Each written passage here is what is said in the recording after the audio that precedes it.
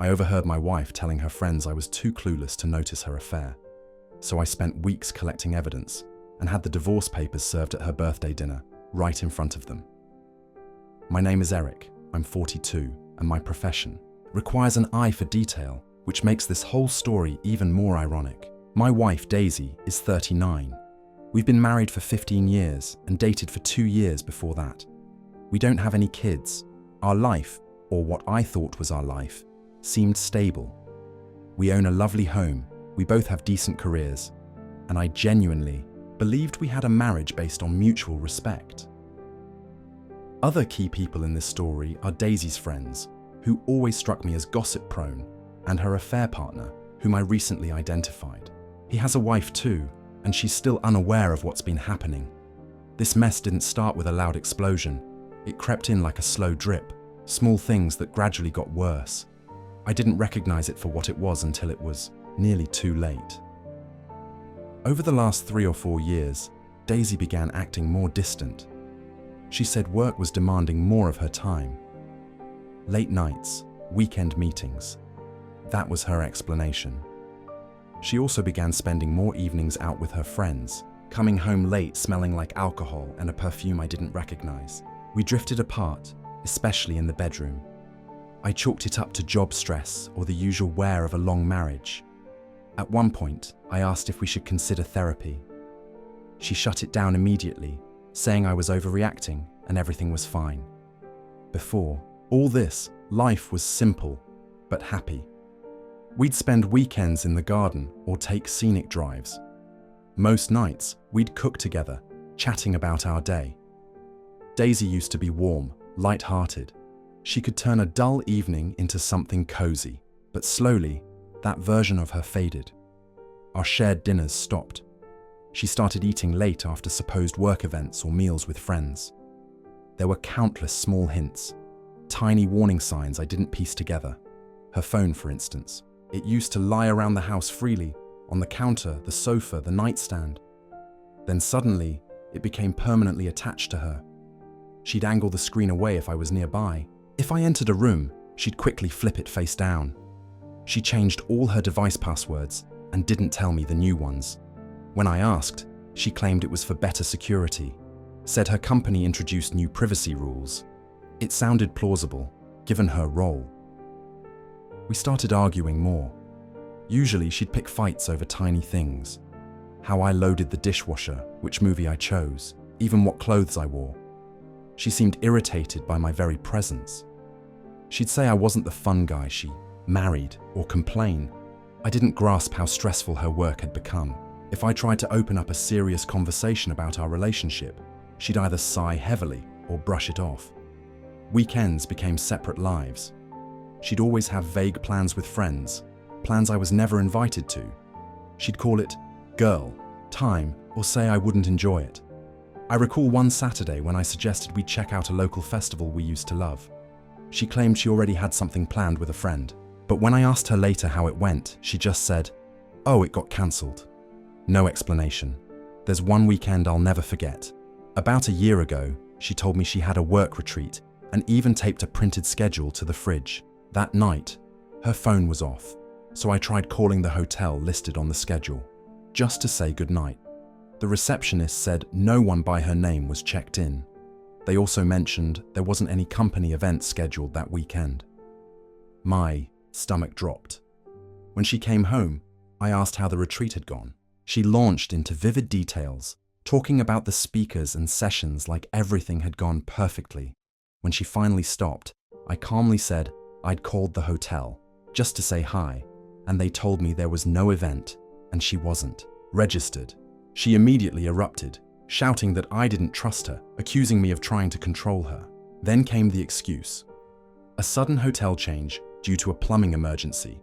Everything so hectic that she forgot to let me know. Almost instantly, she pulled up an email on her phone, showing a booking confirmation for a different hotel.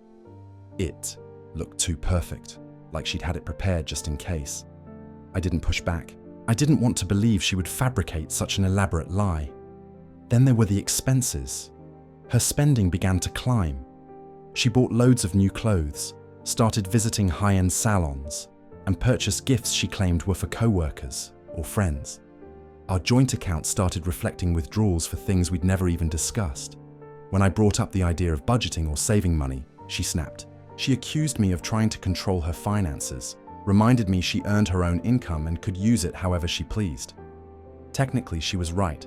She did make her own money, but we'd always agreed to talk about major expenses together. The moment that shattered everything happened just 3 weeks ago. It was a Tuesday evening. Daisy was in the study on a video call with her friends. Normally, she used her headphones for calls, but this time, I guess she hadn't connected them properly. The audio played through her Bluetooth speaker, which was in the kitchen, where I happened to be, making myself a late-night sandwich. The study door was slightly ajar. I could hear laughter coming from her and her friends, echoing loud and clear. Then I heard Daisy's voice. She was telling a story, and they were all cracking up. "He's just so clueless," Daisy said, her tone a weird mix of humor and contempt. 15 years, and he hasn't figured out a thing. Honestly, sometimes I think he's too dumb to notice. Her friends roared with laughter. I felt like every drop of blood in my body froze. I stood there, motionless, half holding a slice of bread in my hand. But she didn't stop. "Troy's incredible, you know? So attentive. It's like night and day compared to Eric. Eric just shuffles around in his little bubble, completely unaware." One of her friends asked how long it had been going on with this guy Troy. Daisy answered casually, "Oh, with Troy, it's been about 4 years. Pretty consistent. There were a couple others before him, shorter things, but Troy is different." Then she started talking, way too graphically, about something intimate she had done with Troy recently. Her friends were giggling, asking for more details. She even joked about almost getting caught a few times, but said my so-called cluelessness made it easy for her to keep the affairs hidden. She mentioned that Troy was married too. She said that actually made things easier, less chance he'd get clingy or want anything serious. I couldn't listen to another word. I shut off the speaker and silently backed away from the kitchen. My head was spinning. Years, plural, not just one man. There had been multiple affairs. The woman I'd loved, trusted, and spent nearly 20 years with was someone I clearly didn't know at all. And worse, she thought I was a joke. Her tone, so casual, so mean, the smugness in her laugh, the sheer arrogance, it destroyed something inside me. Strangely, I didn't feel sadness right away. I didn't confront her that night. Instead, I went to bed and acted like everything was fine. It took all my strength to keep a straight face. She climbed into bed later, humming like nothing had happened. She asked if I was okay because I was being so quiet. I told her I was just tired from work. The next morning, I got up, dressed, and headed to the office like it was any other day. But my mind wasn't on spreadsheets or meetings. It was replaying that one line over and over, too stupid to notice. My mind, usually wired to fix problems, was stuck on one relentless thought. She believed I was a fool. So I made a decision. I'd prove just how wrong she was, and how precisely. I could plan. I needed solid, irrefutable evidence, not just for my own closure, but for the divorce I now knew was unavoidable, and possibly for leverage in battles that might come later. I started with the one place she thought I'd never look, our finances. I had online access to all our joint bank accounts, and we'd set up electronic statements for her credit cards to go to a shared email address years ago. I was the one who had arranged that system, and she had never changed it or even seemed to remember it existed. That gave me a clear window into her financial activity. I started combing through years of bank and credit card statements with precision, looking for anything that didn't add up. The pricey spa getaways she claimed were solo stress relief trips, the high-end dinners at restaurants I'd never heard of, hotel charges in cities where she had no work events scheduled. None of it made sense. The expensive gifts she claimed were for co-workers or friends. They were just more red flags. Soon, I began to notice patterns. Her so-called work, trips often lined up with hefty charges at boutique hotels. That's when I remembered an old voice-activated recorder I used back in college to record lectures. After digging through some old boxes, I found it. I bought fresh batteries, tested it, and carefully hid it under the passenger seat of her car. I knew recording someone without their knowledge could be legally murky, but at that point, I didn't care. I wasn't worried about being polite anymore. I also installed recovery software on our home computer, the one she occasionally used. It's a tool meant to retrieve deleted files, emails, chats, pictures, anything that might have been erased. I started living like a detective inside my own life. Every night after she fell asleep, or early mornings before she woke up, I combed through digital evidence. It was strange how calm I felt. My emotions had seemingly shut off. My brain was running on logic and quiet fury. The first pieces of evidence surfaced fast. The recorder in her car captured phone calls she made while driving. There were plenty of conversations with Troy, discussing where and when they'd meet, reminiscing about things they'd done together. But there were also chats with her friends, where she continued mocking me.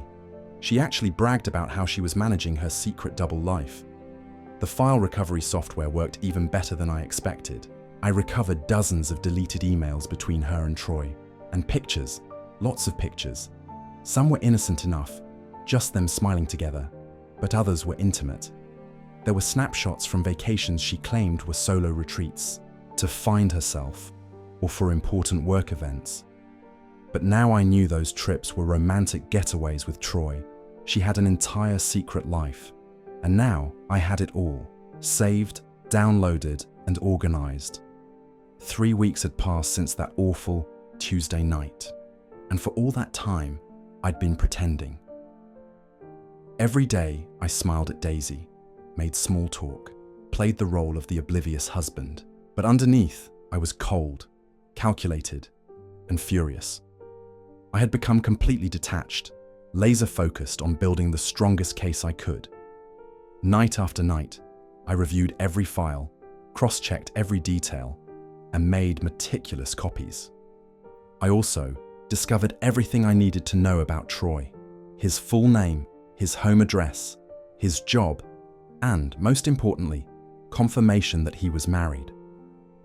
Daisy had been surprisingly careless with her secret digital life. Once I knew where to look, it was all right there. She had saved his number in her contacts under a woman's name, but the frequency and timing of those texts and calls were suspicious. I matched those timestamps with conversations recorded in the car. I even did some social media digging using bits of info Daisy had let slip. It didn't take long to identify him. His wife's social media was full of cheerful family photos, smiling faces, happy moments. That illusion of happiness is about to be shattered.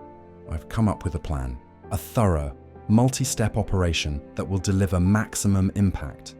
And it's all going down on Daisy's birthday, 10 days from now. I've spoken to a lawyer, not just any lawyer, but one known for being relentless in divorce cases. We've gone over every document, every file, every screenshot. Everything is compiled neatly into a binder, bulletproof evidence. My lawyer was actually impressed with the level of detail. He told me our case is airtight. That was the green light I needed. I've locked in the plan. Step 1. 2 days before her birthday, I'll visit every bank and financial institution where we hold joint accounts and freeze everything. She won't be able to touch a cent. All credit cards connected to my name or credit score will be shut down. The house, which I inherited from my parents, is primarily in my name. Daisy was only added to the deed after our marriage, but my lawyer is confident we can shield it. I'll take every legal step necessary to make sure it stays that way. Step 2. The day before her birthday, I'll send a package to Troy's wife, anonymously. She won't know it's from me. Inside, she'll find undeniable proof that her husband has been cheating with Daisy for years. I've prepared copies of photographs, hotel receipts with both their names, and transcripts of conversations where they openly discuss their affair. It'll be everything she needs to know the truth. Step 3. On Daisy's birthday, she'll wake up to financial chaos. She won't be able to access any of our shared accounts. Later that same day, she'll be officially served with divorce papers. The reason for the divorce? Adultery, fully supported by the mountain of evidence I've collected. I'm making sure the papers are delivered wherever she celebrates, likely surrounded by the same friends who laughed with her behind my back. I'm not sharing this to ask for advice or to debate whether I should go through with it. My decision is final. I'm sharing it because carrying this secret for the past few weeks, pretending everything is normal, has been emotionally exhausting. The pressure has been immense. I just need to let it out. Somewhere I can state plainly what she did to me and what I'm about to do in return. She built her secret life on the belief that I was too stupid to figure it out. I'm going to take a grim satisfaction in proving just how wrong she was. Some people might think I'm being cruel, that I'm going too far. But to me, this is justice. Actions have consequences, and she's about to experience every last one of them. I want her to lose everything, just as I've lost the life I thought I had. So, no, I'm not looking for guidance or a change of heart. This is me documenting the calm, methodical demolition of a lie-filled marriage. If you have thoughts, you're welcome to share them. But the plan is in motion. It's been 9 days since I posted. Her birthday is tomorrow. Everything has gone exactly according to plan. First, I want to thank everyone in this community. Reading your comments and private messages, both the encouraging ones and even the critical ones, helped more than I expected. In a strange way, it reminded me that I'm not alone in this. Many people asked for more details, so I'll try to clarify a few things. Some of you had questions about the voice recorder I planted in her car, specifically whether it was legal. According to my lawyer, in our state, both parties generally have to consent to being recorded, so technically, the audio can't be submitted as direct evidence in court. However, that doesn't make it useless. What I heard in those recordings guided me to legally admissible evidence. For instance, if I heard her mention a hotel name or a date, I could then obtain official receipts, booking confirmations, or even phone records tied to that date. All of that can be used in court. The recordings also gave me insight into how deeply she was lying, and they mentally prepared me for what I was facing. People asked how I identified Troy and found his wife. The truth, Daisy wasn't as discreet as she thought. In one recorded call to a friend, she let slip Troy's last name and that he was a dentist. That was all I needed. A quick online search of local dentists with that name led me straight to his professional profile, complete with a photo that matched the man in the deleted images I'd recovered from Daisy's phone. His identity was confirmed. Troy, his wife's, name appeared in several of his public social media posts, and her profile was wide open. Once I started digging, it didn't take long to track her down. Now let's talk about the money. Our main checking account, savings account, and one primary credit card were all joint. Both our names were on them. I also had a sizable inheritance from my parents, which I kept in accounts under my name only. However, over the years, I gave Daisy limited access to use parts of that money for major shared expenses, like home renovations, things we both agreed on. The house we live in originally belonged to me. It was left to me by my parents. Daisy's name was only added to the title a few years after we got married. My lawyer has been very clear about how to handle all of it. Right now, freezing the accounts is mostly to stop her from draining our funds or hiding money before the divorce is finalized. What gets divided and how? That'll be handled during the legal process. But my lawyer is confident her position will be weak, especially because I can prove she used marital funds to support her affairs. A few people have asked why I'm going to all this trouble. Why not just divorce her quietly and move on? The answer lies in her own words to her friends. Too stupid to notice. That single sentence was more than just a personal insult. It was public humiliation, even if she said it in private. It was a slap in the face after years of loyalty and trust. Letting her walk away quietly would feel like letting her win, like saying she was right. This isn't just about ending a marriage. It's about responding directly to her mockery. Reading the comments and messages on my earlier post didn't change my mind. If anything, they strengthened my resolve. So many people shared their own experiences with infidelity. Stories filled with regret, pain, and a wish that they had done more to stand up for themselves. Daisy's betrayal wasn't a one-time lapse. It was a long-term strategy. So my response is equally deliberate. I don't feel love for her anymore. Just a need to follow through on what I've started. This was executed 2 days ago, on Monday morning, exactly as planned. I had already met with a senior bank manager a couple of times, and my lawyer was present during one of those meetings.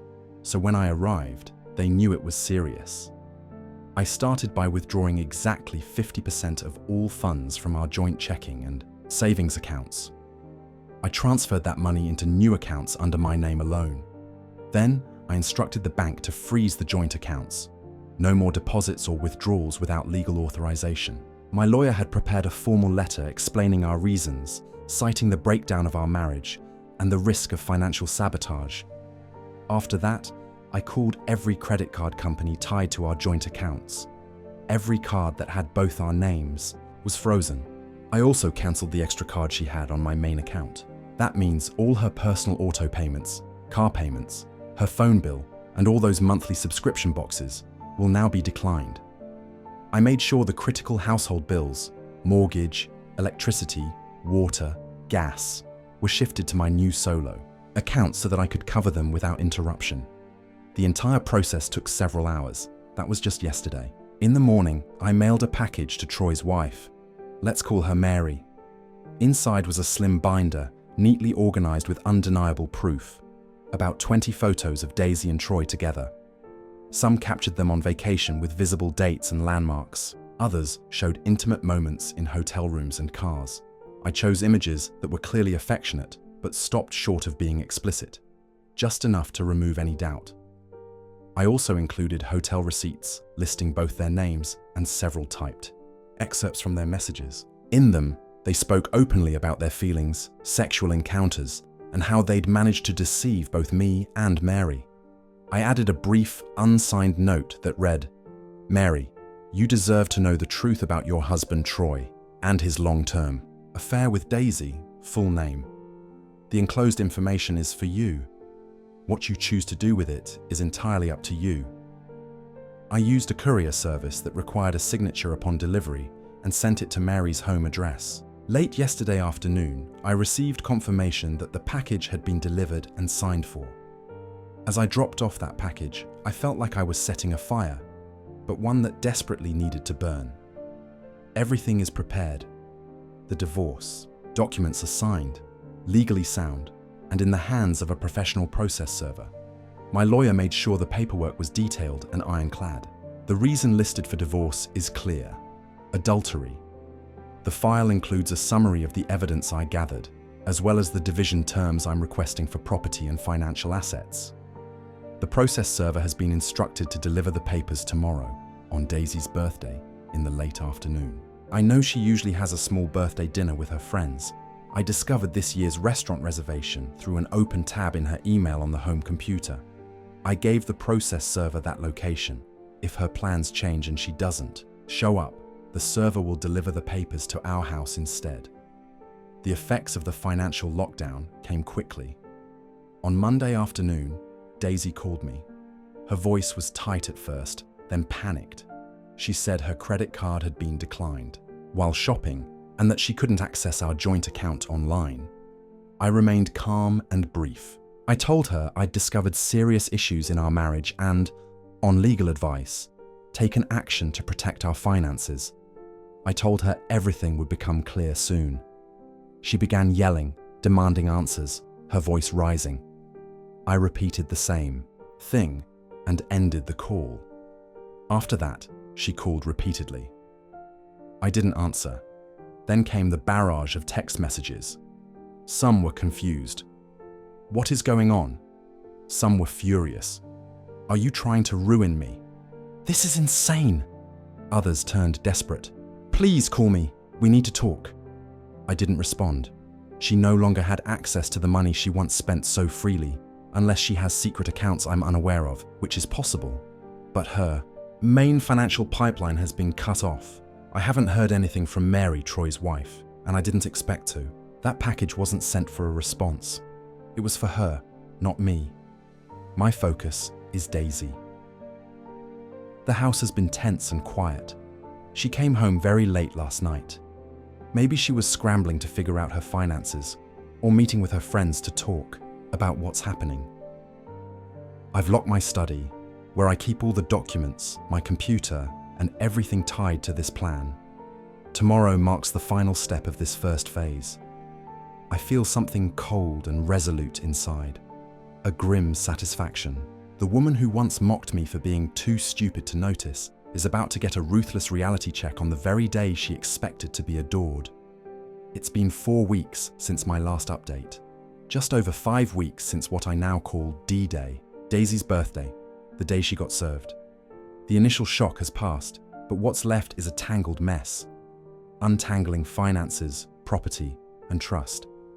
From what I've heard, her birthday dinner turned into a complete disaster.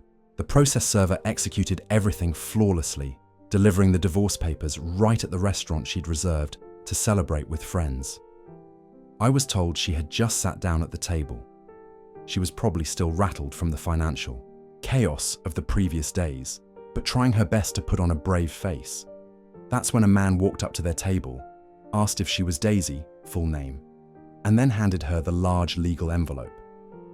Her friends later passed the story along to mutual acquaintances who wasted no time spreading every dramatic detail. They said Daisy opened the envelope, read the first few lines, and her face immediately turned pale. Then, she started screaming. Not just crying, but actual, loud, uncontrollable screaming. She threw the papers onto the floor and began yelling at the process server, blaming him for destroying her life. She quickly became completely hysterical, sobbing and yelling so loudly that the restaurant manager had to ask her group to settle the bill and leave. Her friends tried to calm her down, but apparently, she was beyond reasoning. One of them even left me a furious voicemail, accusing me of being cold and heartless. She described in detail how Daisy had collapsed emotionally and how awful I supposedly was for doing this to her on her birthday. The days following her meltdown were filled with Daisy trying desperately to reach me. She called dozens of times every day, from her number, from private numbers, and even from her friends' phones. I received an avalanche of emails, texts, and voicemails. The tone of her messages changed constantly. Some were filled with rage and threats, promising that she'd make me pay. Others were sorrowful and apologetic, begging me to talk. She kept saying she had made a horrible mistake, that she still loved me, that Troy meant nothing, and that her friends had misunderstood the call I overheard. It all sounded like typical excuses people make when they get caught. I didn't respond to a single one directly.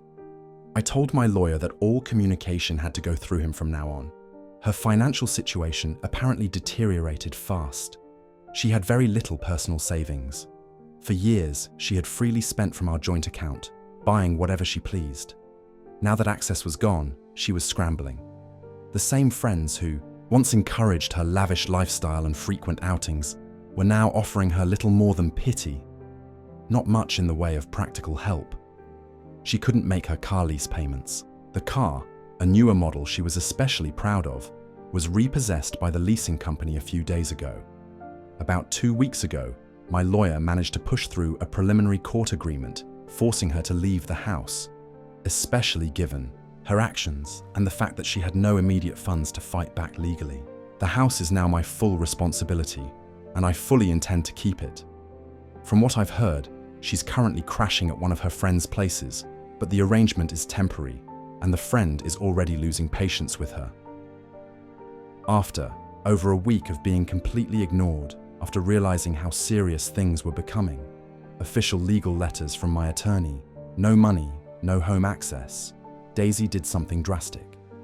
She showed up at my office. She walked into the building's lobby and caused a loud, embarrassing scene. She shouted my name, demanding to see me. She was yelling that I had stolen her life and destroyed her future. The security team had to escort her out. Several co-workers witnessed it, and needless to say, they were stunned. Then, 2 weeks ago, something even more serious happened. One of Daisy's closest friends called me, clearly shaken. She said Daisy had been binge drinking for days and spiraling.